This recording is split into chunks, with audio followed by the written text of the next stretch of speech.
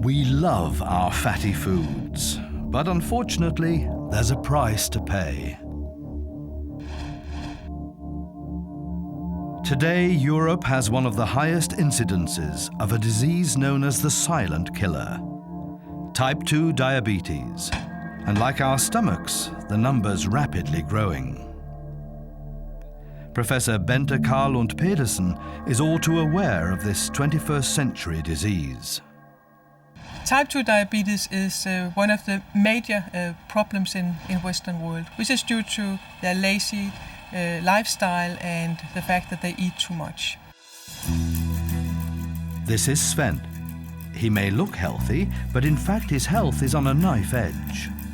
So it started around my 30-year birthday, because since then my weight has increased by 1 kilo per year. So then I started to feel a little bit more tired. My condition was not as good as it used to be. Sven doesn't have full-blown diabetes, but like many of us, his lifestyle is pushing him dangerously close. I'm an engineer. I'm sitting in front of a computer from early morning to the late afternoon. I'm only walking, a few hundred meters per day. If I do not make a change, then I will certainly develop into a type 2 diabetes. Without action, the doctor's prognosis of Sven could mean his future's bleak.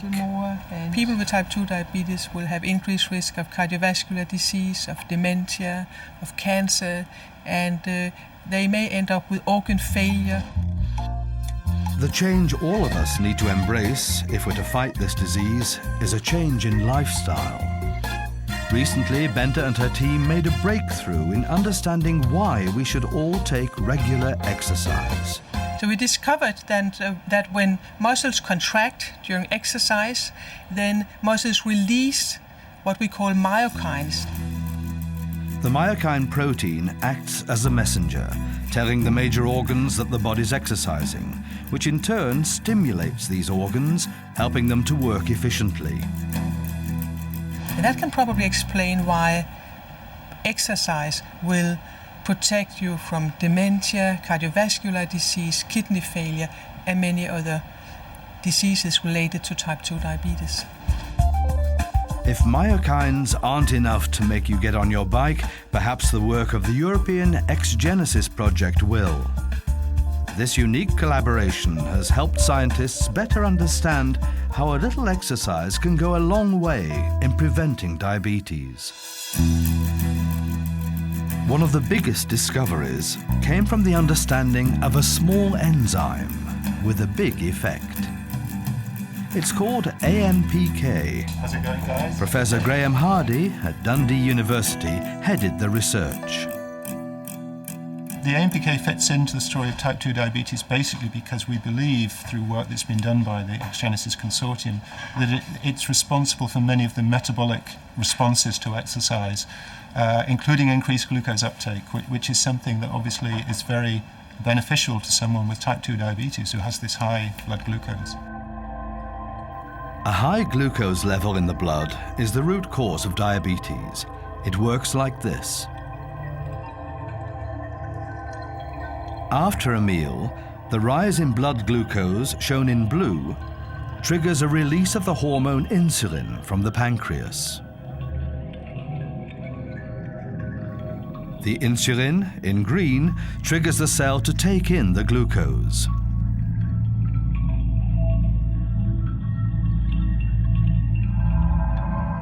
In overweight people, the cells grow resistant to insulin. To compensate, the pancreas secretes more insulin, but eventually fails. Then the blood glucose level rises dangerously, causing damage to blood vessels. Fat, shown in yellow, forms in the cells of the artery wall, slowly blocking it.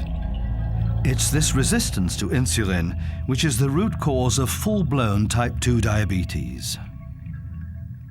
So obviously when a muscle is working, it uses energy. And that energy has to be replaced, and it's a bit like recharging the battery. And this is done by taking up glucose and fats from the bloodstream and what's commonly called burning them off, which replenishes or recharges the battery. And what the AMPK system does really is it acts as a sensor which detects when the battery charge is running low, and it switches on the metabolism in order to correct that. In Denmark, Professor Erik Richter has helped to show the important relation between the AMPK enzyme and exercise. In a muscle from a fit subject compared to one who is less fit, you will see a much higher activity of AMP kinase in the muscle in the fit subject, even in the resting state. So that means that if you are fit, you get the benefits of high AMP kinase activity even when you're not exercising. And that's great news because AMPK seems to aid metabolism, which in turn lowers sugar levels in your blood. Oh, very good. Well done. Excellent. Thank you very much. I'm exhausted. But what if we turn this thought on its head? What would happen to insulin production if we took no exercise at all? Professor Alan Fag in Copenhagen discovered the answer through a beautifully simple experiment. Take a number of male volunteers, some of whom had risk factors for developing type 2 diabetes, and some who didn't, and place them in bed for 10 days. Not surprisingly, Alan found he had a number of willing students. The results were intriguing. One major surprise we experienced with normal healthy men, when they are exposed to bed rest, we could see that they develop severe resistance to the action of insulin, both in the muscle and to some extent also in the liver. But then they did not develop type 2 diabetes because they were able to increase their insulin formation, their insulin secretion in the pancreas. The pancreas was producing more insulin to compensate for the lack of exercise in healthy men. But for those prone to diabetes, the result was very different. They were unable to increase their insulin secretion when they developed a lack of insulin action during bed rest.